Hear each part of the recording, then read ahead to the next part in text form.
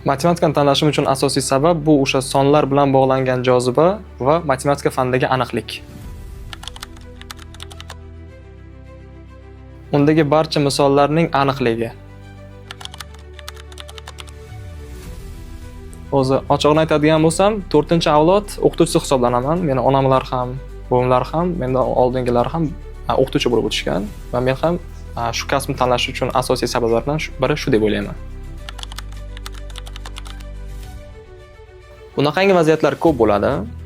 O'zi mukammal insonning o'zi yo'q. Hamma ham xato qiladi. Va hattoki mashhur insonlar ham xato qilgani va muvaffaqiyat cho'qqisiga erishishda qilgan xatolari orqali misol keltirib o'quvchilarga shu narsani tushuntirishga harakat qilaman. Birinchi navbatda bu men uchun motivatsiya, chunki bu yutuqlar meni to'g'ri yo'lda ekanligimni bilishim uchun birinchi sabab hisoblanadi. Matematikadagi bitta jihat menga boshqa fanlardan ko'ra juda yoqadi. Misol juda qiyin boshlanadi. Juda qiyin yo'lni bosib o'tadi, lekin oxirida juda sodda javob chiqadi. Shu narsa oxirida yana oldinga harakatlanishga ishtiyoq uyg'otadi. Talabaga matematikaning faqat raqamlardan iborat emasligini hayotiy misollar bilan tushuntirishga ko'proq harakat qilaman. Hozirgi kunda menimcha hamma o'qituvchilarning eng og'riqli nuqtasi bu o'quvchilarga matnli masalalarni tushuntirish. Chunki matnli masalani tushunish uchun ko'pchilikda dunyoqarash sal kengroq bo'lish kerak, masalani his etish kerak, undagi shartlarni tushunish uchun. Mana shu mavzu hozirgi kunda eng qiyin mavzulardan biri hisoblanadi. Menda bitta shunaqangi o'quvchi bor edi.